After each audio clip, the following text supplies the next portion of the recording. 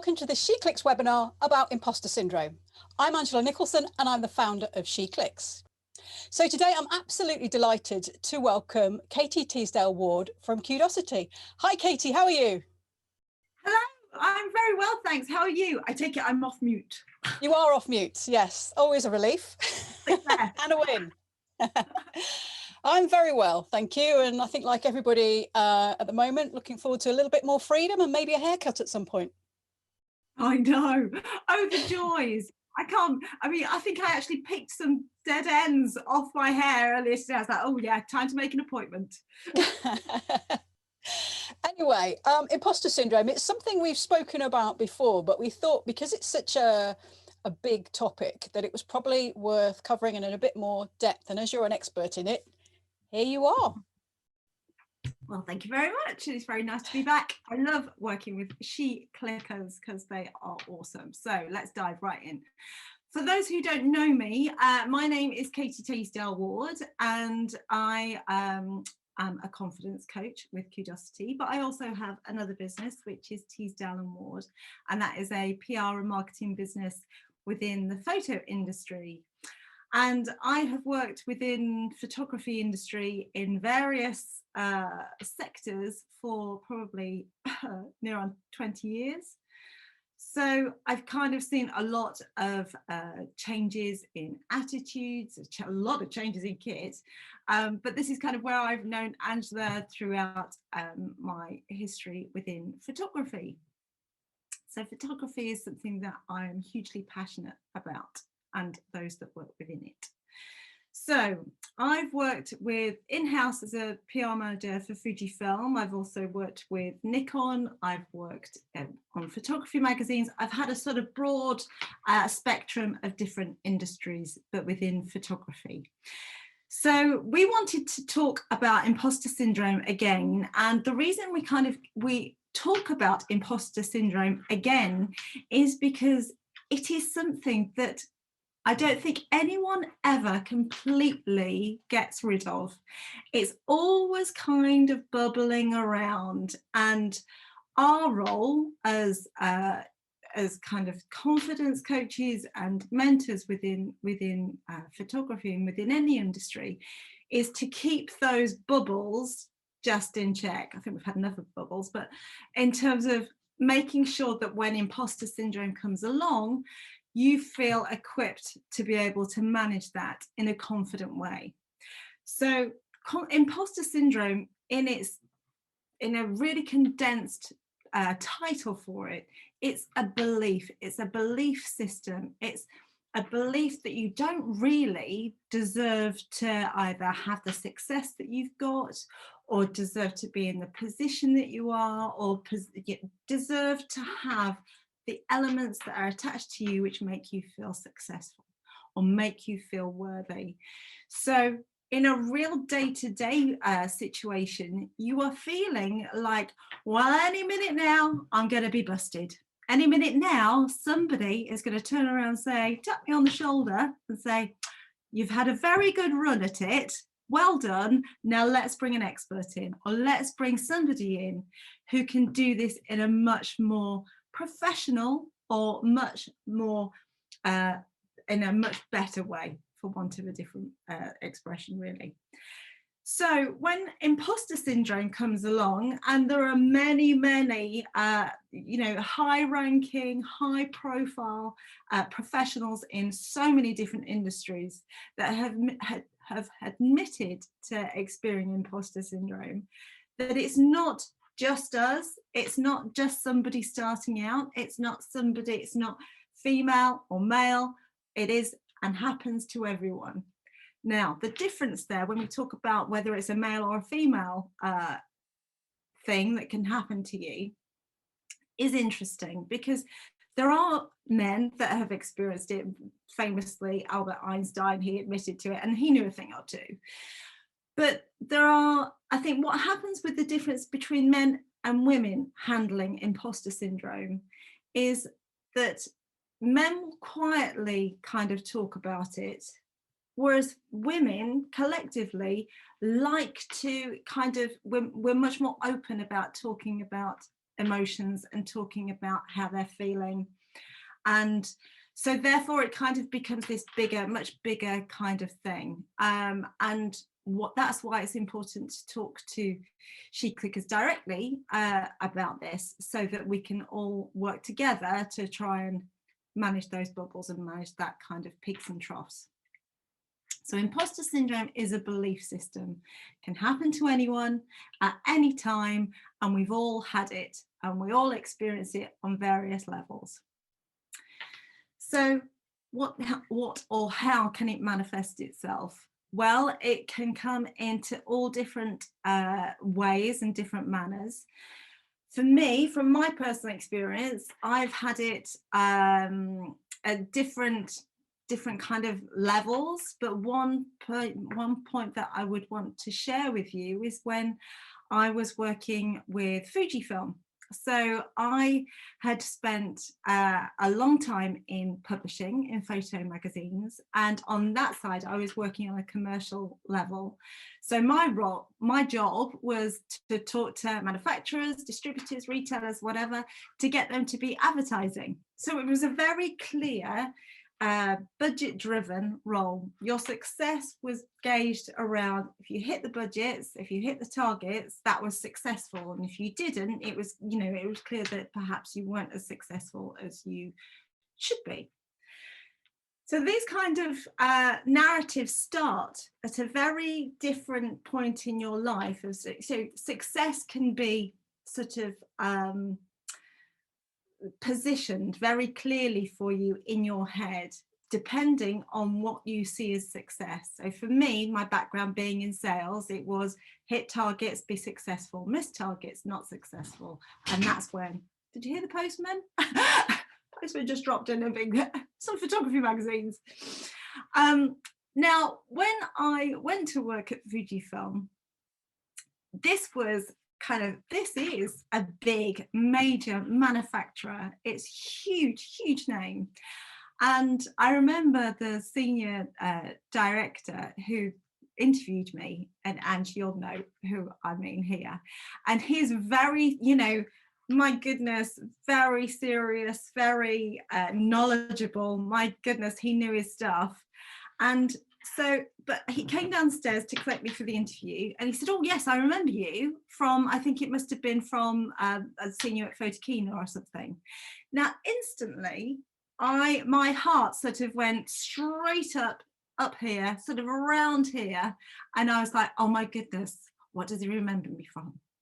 Because at no point did I think that he was interviewing me. Suddenly he was interviewing me based on my knowledge, my experience, who I knew, all those kind of attributes.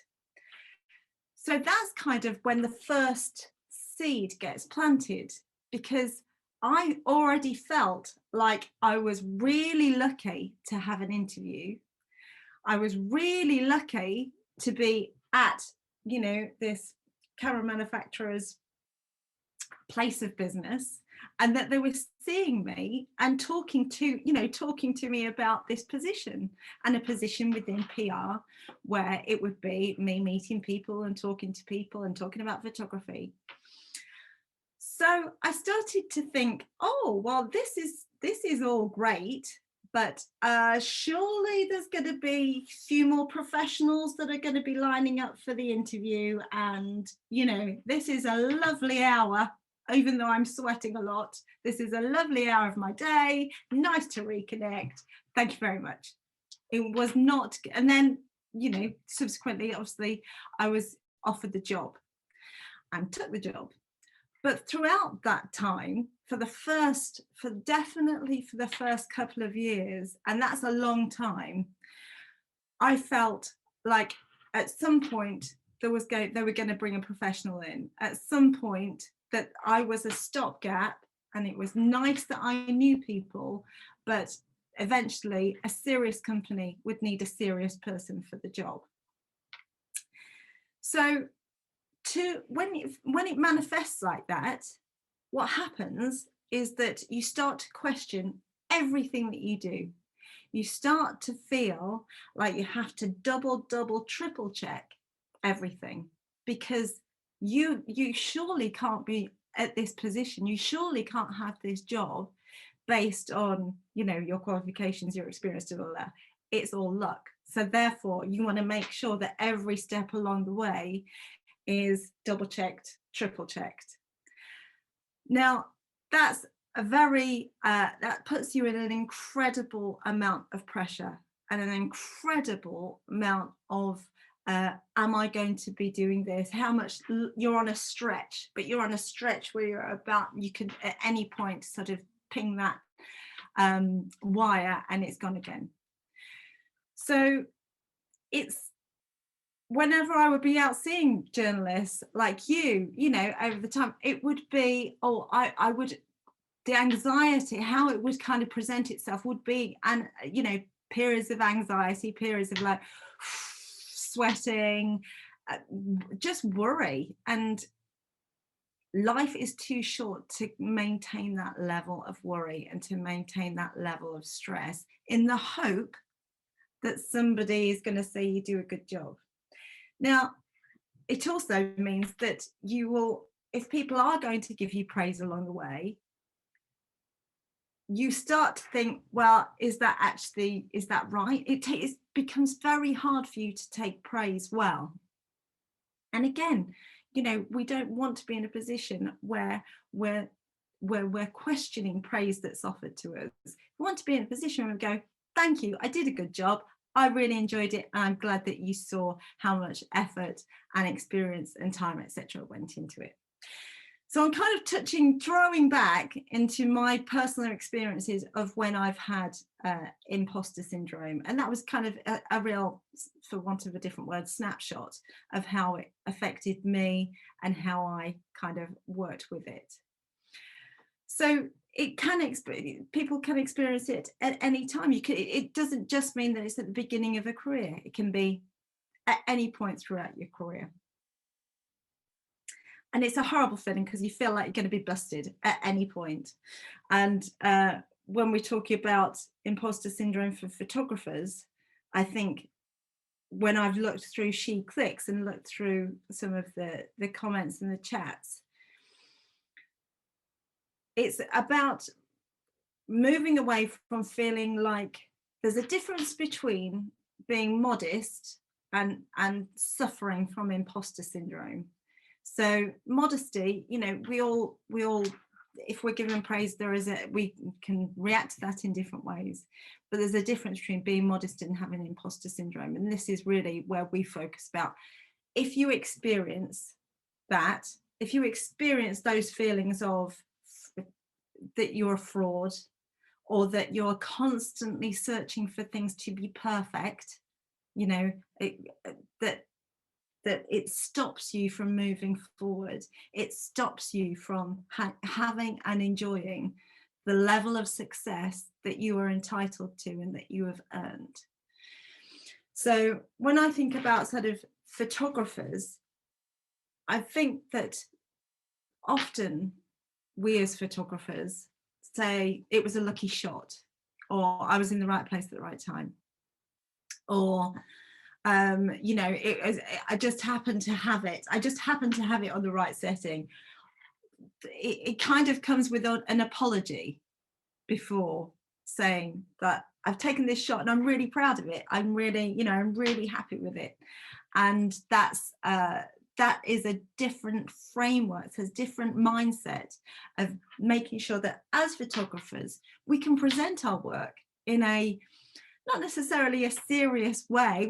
It doesn't all have to be like super worthy. I don't mean that at all. But what I mean is that you're able to present your work at whatever stage of the photography journey that you're on in a way with confidence and with no apology. I think that is the most important point that we can get to, and keep revisiting that.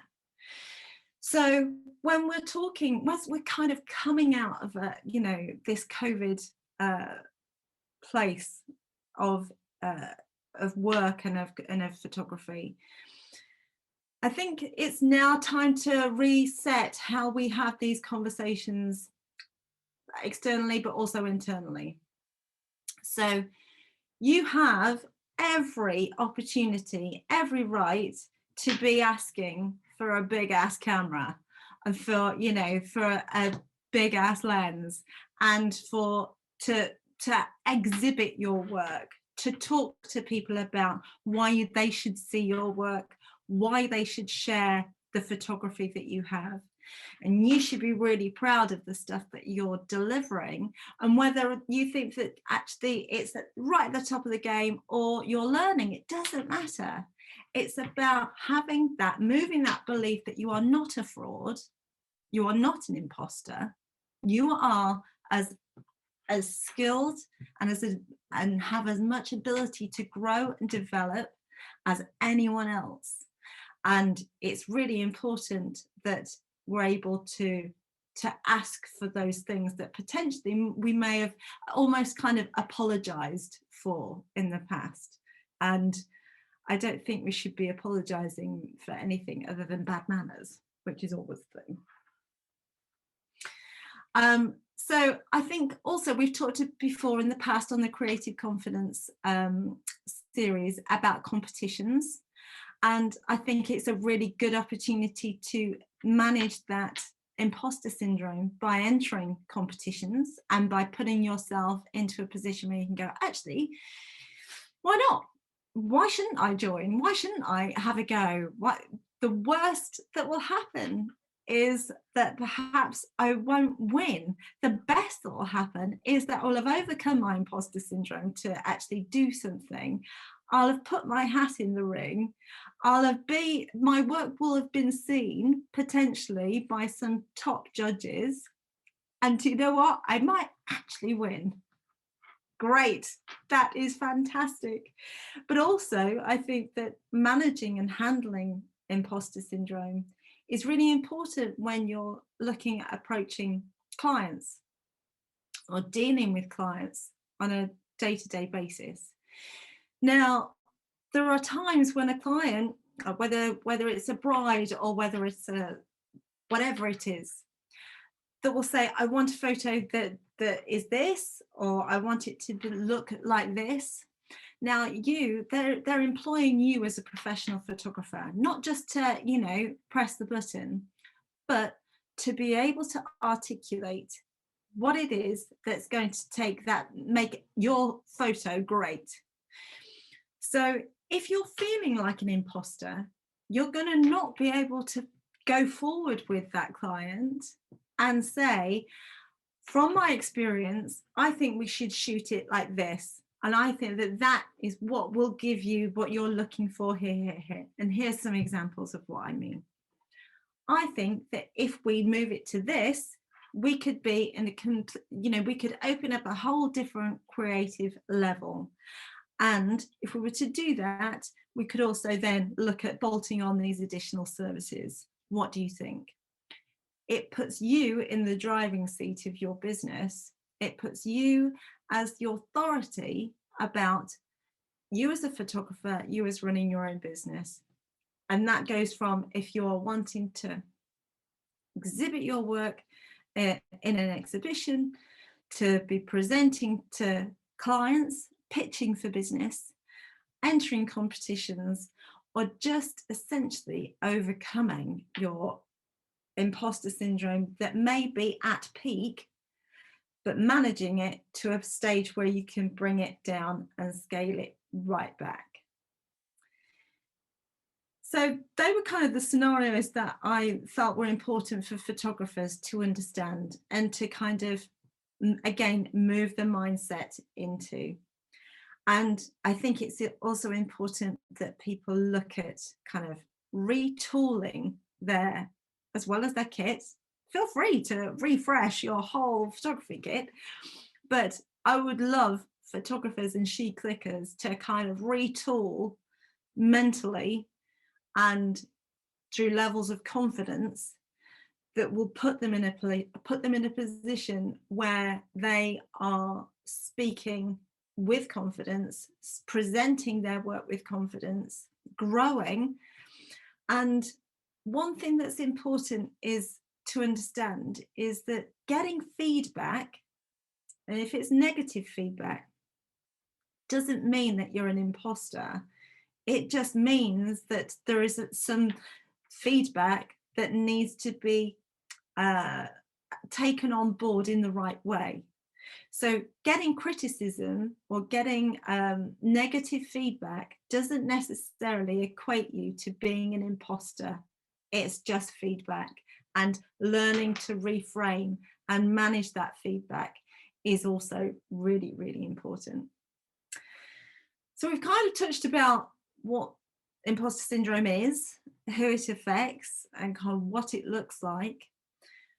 And we've also spoken about what it could be within the realms of photography. So I think the next, the big thing is, how do you begin to overcome it? My best advice that I've had and will share is to share your experience, to vocalize it. Now, this doesn't necessarily mean that you have to vocalize it on a huge forum. I would suggest that you look at your group of friends, your really trusted pals, and you vocalize it with them to begin with. Because friends are a great mirror. They're also great at saying things to you that you probably you're either going to take, oh, okay, I see, that's how you think. The relationship you have with your closest friends is different to the relationship that you will have with people within a big forum.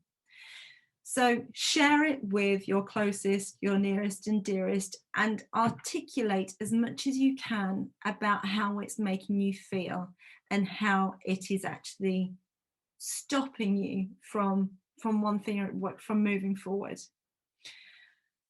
The articulating bit is important, because the more you can take it from, oh my goodness, it's all this in my head, to actually drilling it down, is a difference between looking at something that's an imposter syndrome to actually something that's just kind of like making a bit of a mistake. There is a big difference between a bit of a cock up and feeling like you are dealing with imposter syndrome. So talk to your closest set of friends, and I can guarantee you, without the shadow of a doubt, they will have all experienced imposter syndrome in very different ways, but they will have experienced imposter syndrome before. So therefore, you're not feeling on your own. You're not feeling so isolated. And the minute you share will be the moment that you start to feel your shoulders sort of come down about 5 or 6 inches. Think of your shoulders as f-stops. They're just keep coming all the way down. So that's really important, to have your first set of friends to articulate and to share experiences with. The next thing, which I often talk about, which I talk about it a lot, probably all the time, is providing yourself with evidence, so that you can see at a glance that you are not just doing this because you got lucky, or you're at the right place at the right time, or it was a lucky shot, or whatever. Now, evidence to me is post-it notes. Now, those post-it notes can be a quote from somebody who gave me, great feedback, or somebody that will, like a testimonial. But it can also be the way that I felt at that point in time. So I know I've got a post-it note in the bathroom, actually, that says how I felt at that particular time. And it's usually after like a workout, because I've got some endorphins going and I feel good that I've actually moved my body and done something. But it's a reminder, an actual physical reminder, that you're doing something that means something to you, and that other people have responded to, and responded to in a really positive way. And it almost validating how well you are at how good you are at either a shoot, a job, whatever it is. So keep these evidence files, go through your emails, go through, or even ask if you feel, again, you will have to gauge your own sort of resilience, and ask, I'm really looking for some feedback about the shoot that we did. You said that you were really pleased with the images. Which one did you like the most? Tell me more about that experience. So you're starting to build this portfolio. As we build portfolios of images, we're also building a portfolio of the validation that this is not just good luck. This is not just fluke. You are not a fraud. So that's hugely important. And then the next thing, which is imperative to everything, is that whole you must do. Don't wait for it to be perfect. Don't wait for the perfect time. Don't wait for the perfect opportunity. Don't wait for you to feel like you are the finished product before you go out and start pitching for business, or start asking about having a exhibition, or entering a competition, or speaking to a manufacturer, or whatever. Do not wait until you feel like you are the final finished product, because you'll always be waiting. There will never be a time when everything is perfect. There'll never be a time where the stars are all aligned and the angels are all singing together. You just gotta do. So it is putting together that right momentum. Just keep doing. And it doesn't have to be big steps. Make them small, make them manageable, but keep doing. That's really kind of the essence for everything in terms with confidence and mindset. And then I think the sort of the final bit that binds it all, that I would want everyone to consider, is kind of, what is the alternative? What is the alternative to not overcoming imposter syndrome? Because you could be not sharing with the world something fabulous, and to you it may be a small thing, but your encouragement, your images, your mindset, your ability to share, to grow, to develop, is going to be encouraging other people to do the same. So don't wait for it to be right. Don't wait for it perfect time. Do. But also, please don't feel that you have to wait for all of these things, to wait for the right time to share what you do and who you are, because people need to see it. People need to experience it. So that's kind of my whistle stop approach and appraisal of imposter syndrome. And I hope that it's helped. But I think that it's really important for people to recognize that everyone has it. Everyone has experienced it, and it comes in ebbs and flows. With the techniques that you can use, you can manage it, and manage it successfully. Thanks, Katie. I think one of the issues about imposter syndrome is people can often have it but not realise that they're demonstrating it, or that they have it, and it can, through not addressing the small issues of imposter syndrome, it can build up and appear in different aspects of life. So, for example, I often see in SheClicks people saying, my photography isn't as good as everybody else's, so, please bear with me, I'm, about to post this appalling image or whatever, and actually invariably they're a beginner, or maybe some experienced photographer who just isn't feeling particularly confident at that point in time. But the important thing is that nobody was born with an innate understanding of photography. Everybody starts somewhere. F-stops are a really weird concept. The numbers are all extremely strange. So you have to start somewhere. And it's a really important step in your photography to share an image, whether it's the very first one you've ever taken or one that you've just won a massive competition with. And I think you shouldn't feel the need to apologize for not being a professional photographer. There are brilliant amateur photographers who produce superb work, but there is also a tendency, I think, to sort of in the preamble to say, I'm not a professional photographer, and it's almost sometimes said in a way which kind of implies, therefore I'm not very good, and I think that is a type of imposter syndrome. And it is the language is really important, because the language that you put out there is the narrative that you'll tell yourself. So if you start with that, if you start kind of apologizing before you do it, it makes people, you know, it doesn't put you in a confident mindset. But what is interesting is that even with that, even with those words, you're still sharing. And I think that, you know, so it's kind of like not confident with the language, but confident with the image, as in confident enough to be able to go ahead and share. And I think that they're the incremental steps. The more you share your images, the more you will tweak your language. So the next image that you share, it won't start with, this is the first time that I'm posting, please be kind, or please, you know, whatever. It won't be that. It'll be, this is the shot, you know, I'm learning this right now. Could I have some feedback? You know, what do you think of this?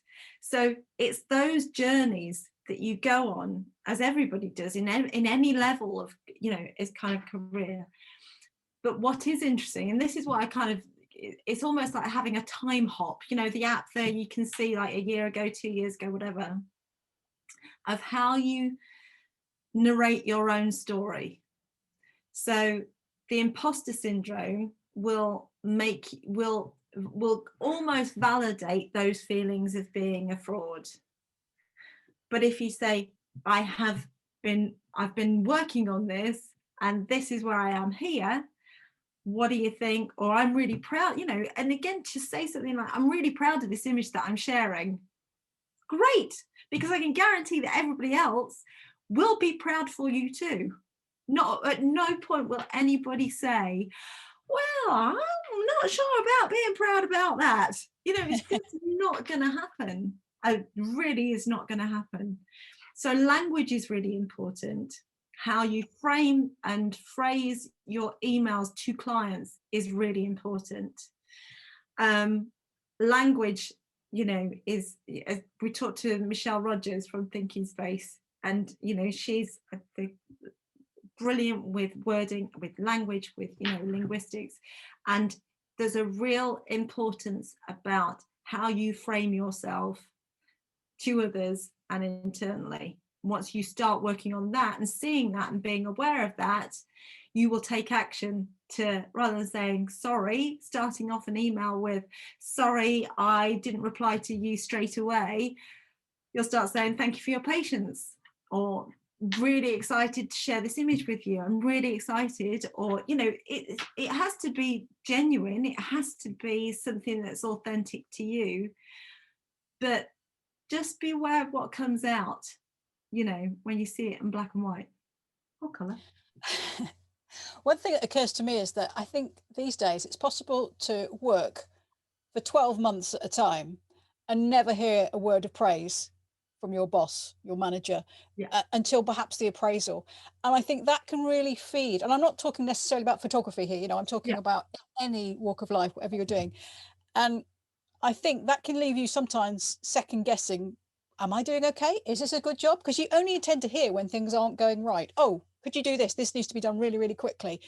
And there's, you know, there's some managers are better than others, to be fair, but some will never turn around and say, what a great job you did there. Perhaps because they're terrified you're going to turn around for a pay rise. I don't know.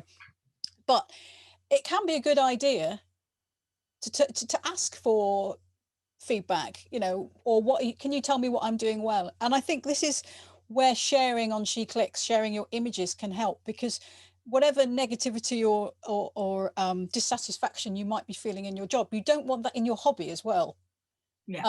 And I think it's important that people recognize when somebody shares an image, firstly, it's a big thing, but secondly, how much of an impact you can have on the rest of their day if you give them some helpful pointers, or, you know, some constructive criticism. You might say, wow, you've done a brilliant job, or what a great choice of aperture, or I love the background you used, or whatever.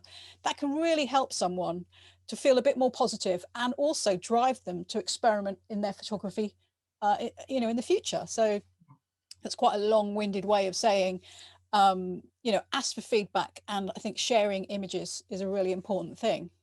Yeah, and I think also on the subject of feedback, if you're feeling a bit sensitive to it, then almost kind of make sure that you word it in a way in which the feedback is constructive, or wait till the next week when you're feeling a bit more resilient, because I know exactly what you mean. For we've had, you know, over a year of everybody just on the verge of burnout or dealing with burnout of various levels, and working and living in incredibly challenging circumstances. And whereas sometimes before you might be making a cup of coffee in the staff canteen or whatever, and somebody comes along and says, oh, I really liked, you know, that report that you did was great, that really helped me, you know, or I loved what you did with da-da-da. You just don't hear those kind of water cooler conversations. You just don't hear. And Zoom is not the place where you can comfortably, you know, do those exchanges. So ask for, if you are in need of feedback, which I think is, I think everybody needs feedback. And for me, I think it's different. I think it's about, you want to be seen, you know, and you hear this a lot, you know, you are seen, you are heard.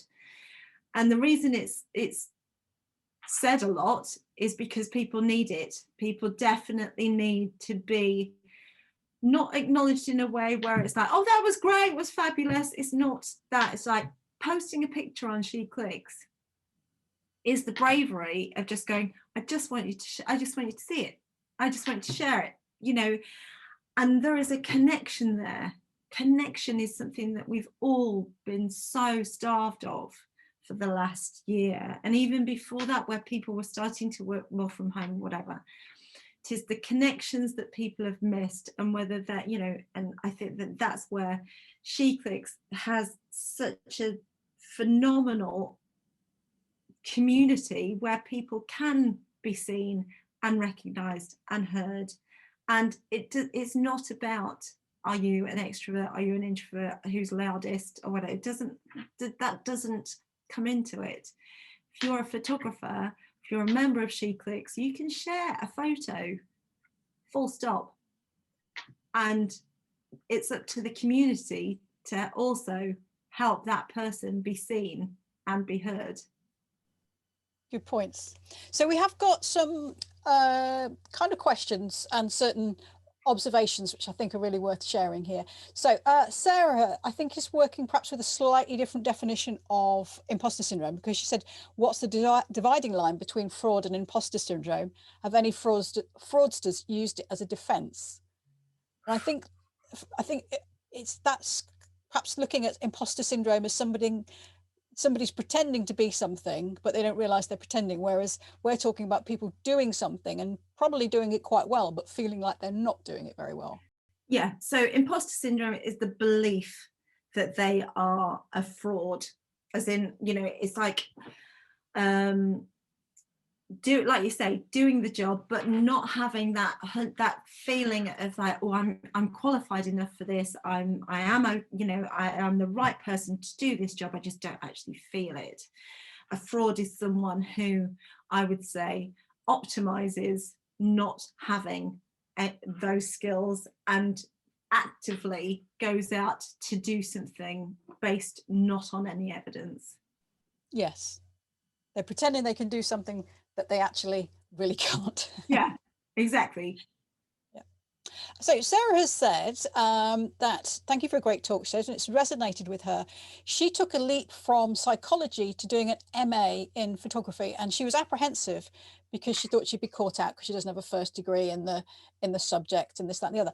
But over the time, by the end of the first module, she found her confidence because she was drawn on her past knowledge and experience and having her contributions valued by peers and tutors, many of whom are professional photographers. So that's great news, Sarah. But I think the point there, what you're making is a really important one, and it connects with what Katie was saying about, you know, having your evidence. So your evidence there is based on the fact that you've looked back at your experience and you've had conversations with other students and tutors, and they've given you, you know, a boost and said you're doing really well. Katie, you were talking about, you know, making a record, making notes when something's gone well, so you can look back and see that it's gone well. Yeah, because you know, our minds play tricks on us, and when we're feeling a bit low, we only ever focus on the negative bit. You know, you could have, you know, a piece of feedback that is 99% glowing, but you just suddenly focus on that bit where they mentioned the tiniest little bit, and suddenly you're spiraling into this whole kind of world of you know, I can't, why am I even trying, it was lucky I got this job, whatever. And so I think it's important that you try and record your evidence at the time. So, you know, taking a screen grab, phones are brilliant, and, you know, just put a post-it note here and there. It doesn't matter that they're all over the place, and it might not matter. Well, it doesn't matter if somebody else goes in and says, what does this mean? You know, it means something to you. And it's almost, you know, we talk about like triggers, it's a positive trigger. Find those things that blow you up, that make you glow from inside, because things are hard, and coming out of a COVID, you know, kind of global pandemic, people, is hard. So you've got to keep looking for as many visible and audible and written things to help you on your way. And that's where the SheClicks community comes in, because coming back onto the whole posting a photo, just post. And if you don't want to post a photo, post a comment on somebody else's photo. You know, that could mean the difference to somebody having a really great day to having a day that's kind of average. And, you know, this impact of being seen, being heard, we are all responsible for helping everybody else too. So, you know, do that, because it will make you feel good too. Yeah, that's a really, really good point. Now, Laura's got an interesting story followed by a question. Basically, she says, as a female photographer, she finds certain situations challenging. And as a finalist in a photography competition, her male peers received online coverage from college and from tutors. But a year later, when her and another female photographer achieved the same thing, there was no coverage. And in fact, the tutor asked how they'd managed to achieve what they did, kind of implying that perhaps that, you know, maybe they didn't deserve it where the males had in the past. Anyway, she finds it difficult to kind of get past that without coming across as being sort of overly challenging. And it left her feeling a bit nonplussed and underestimating herself. And so she's basically saying, is her question, so her question is really, is imposter syndrome gender-based or not? And you feel it isn't? I feel that it isn't, but how people articulate it and how they manage it is. So I would say that because things are so gender-based, I think, in terms of kind of, you know, our experiences are shared on SheClicks, and it can feel, you know, that situation that she's explained, I don't think that is, I understand that that's left her feeling unable to kind of not potentially come across in a kind of, will this happen again? You know, well, yeah. What is the point of me entering out if I'm going to be in the same scenario again? It's very hard to not come out of that and feel kind of not bitter, but you know what I mean. Yeah. I would say I would get some closure on it, is how I would approach it. And I would just, again, get the evidence together and say, really, you know, really good to reconnect with you. As you know, I was a finalist in but I'm interested to understand the process as to why, when it came to this and this, we weren't in it. And can you just explain more to me about your comments about how it was achieved? Because I'd love to talk to you about the settings, or about how the actual image was captured. Is that what you meant? Because there'll always be those kind of moments where you'll think, I wonder if.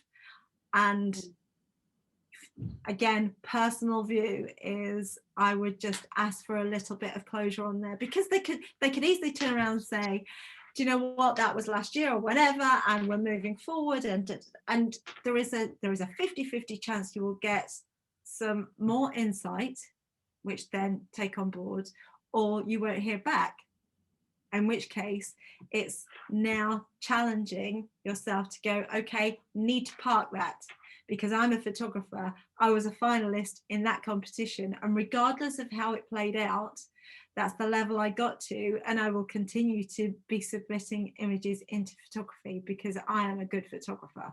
I was thinking that it might also be that when there was coverage of the previous competition winners, it might have been a really slow news week. There wasn't a great deal going on, so there was lots of time and effort, available effort to put into that. Whereas this time round, for some reason, whatever, there just wasn't.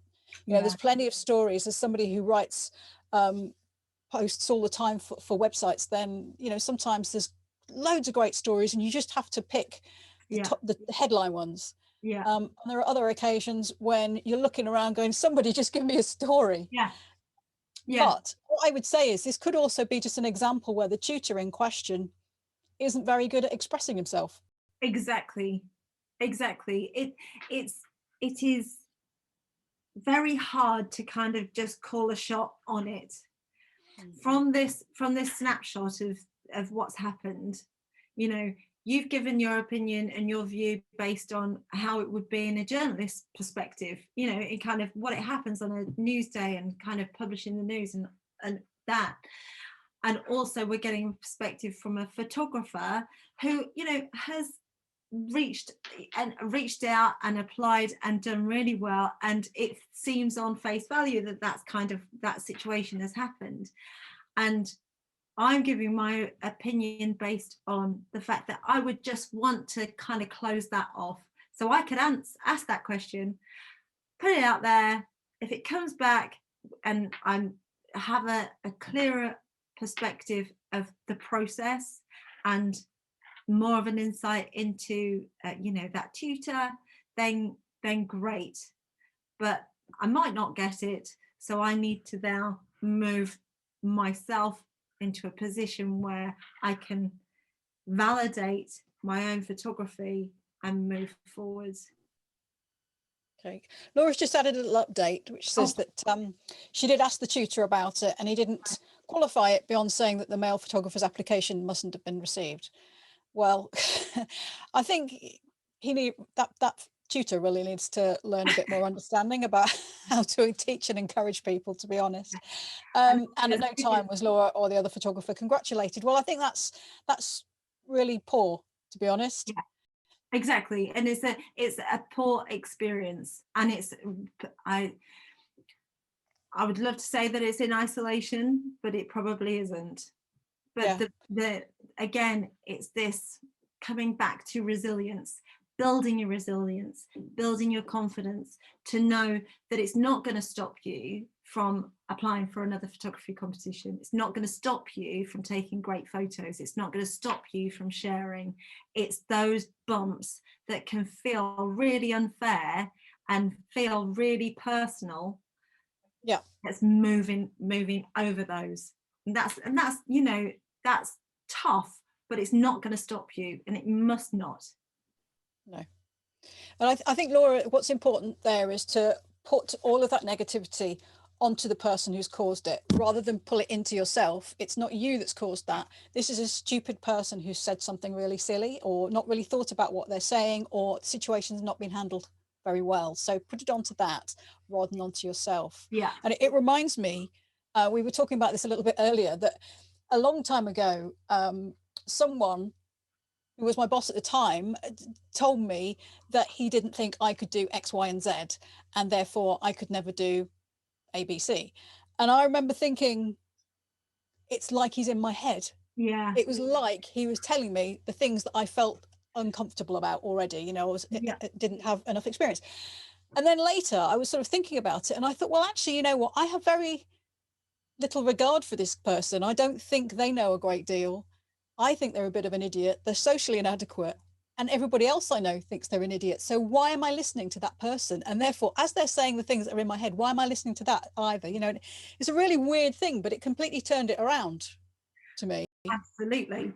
And it's kind of those, it's almost like the naming of it, you know, when it comes along, it's like, do you know what?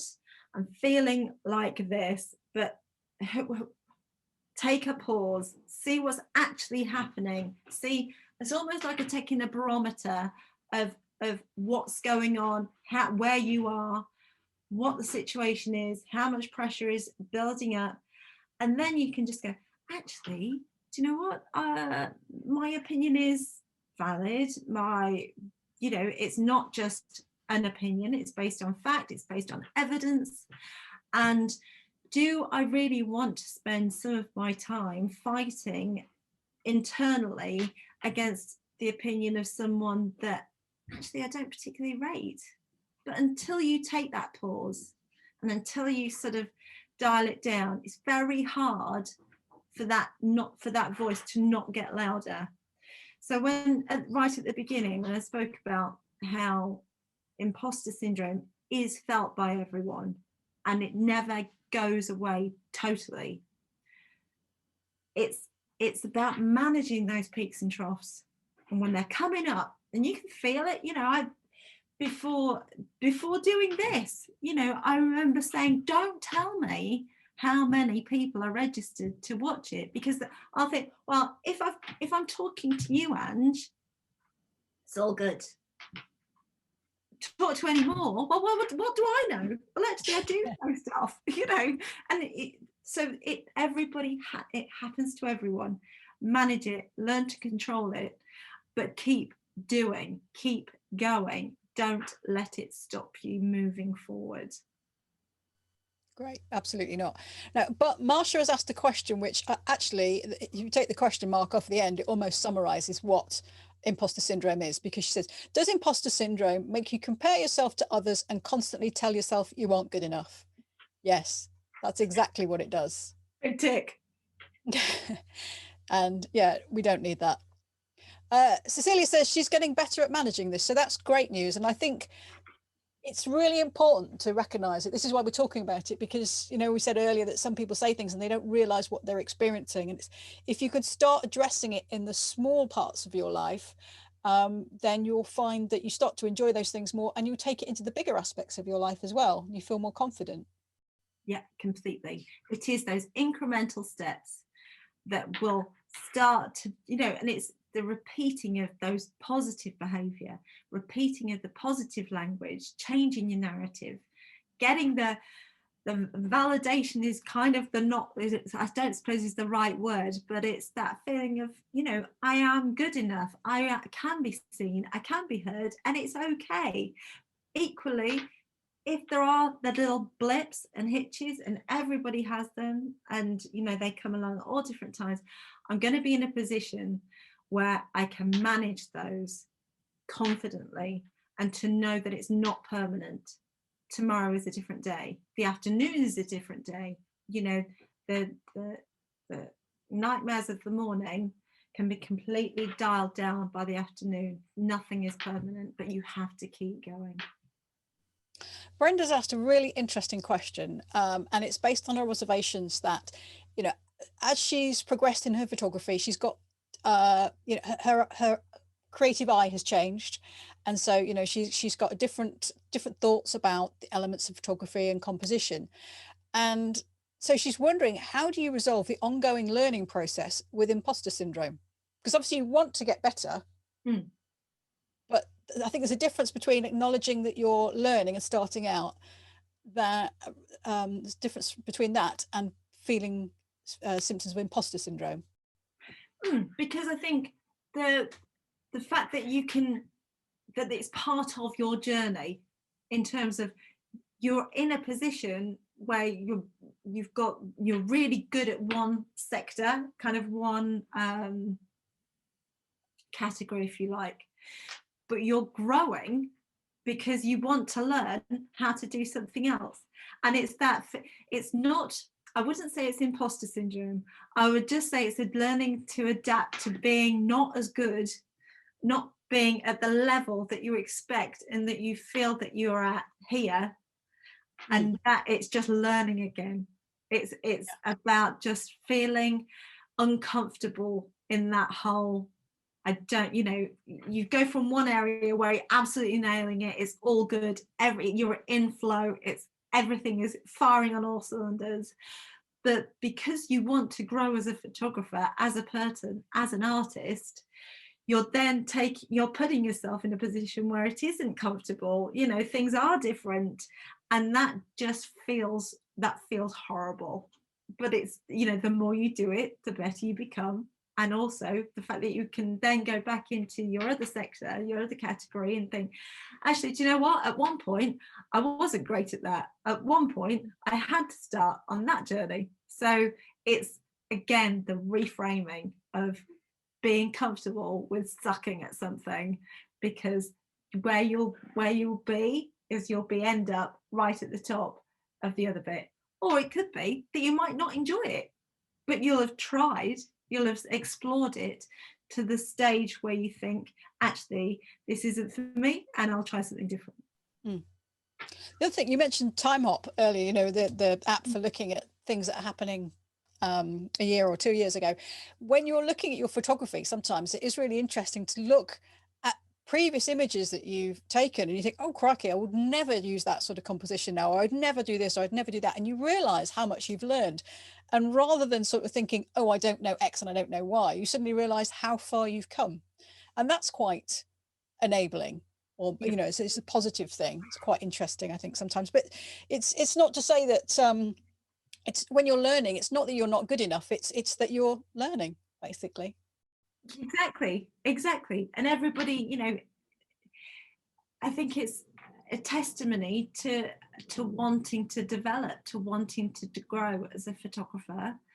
And learning anything new is awful. Remember my first driving lesson, and you know what I'm saying, it's everything feels, although in photography you think, oh, why can't I just take what I know there and put it into there, because surely it's all photography. Well, we know that that's not the case. But what will be interesting is parking the frustration, is parking that and going, what am I learning? What am I taking on board now? What is it that is making me uncomfortable? Why am I uncomfortable with this? And they're the more interesting questions to yourself, rather than, this is rubbish, why am I not so good, I don't understand. Asking yourself different set of questions will give yourself a much more positive and confident position to be able to answer those. Great. So we've just got a last couple of comments. Laura's saying she just wants to say, this is very nice, that being a member of SheClicks gave her a lot more confidence than she had before she was a member. So that's lovely to know. Glad it helps. And Cecilia says, yes, she's learned to only take tips and criticism from those whom she respects. Wise. Yes. That's why we have friends, isn't it? Because friends can say things in the right way. They might be saying, we don't think is your best image. Yeah. But they'll say it in a way which makes sense and you can take it on board. Yeah. Anyway, Katie, it's been fabulous hearing from you. Fantastic. Thank you so much for coming along and sharing your thoughts. I have loved it. Thank you very much. And, we're all in it together. Let's just keep helping and dealing with this imposter syndrome. and be more confident. So I love the SheClicks community. Let's rock it. Thanks. Bye-bye. Take care.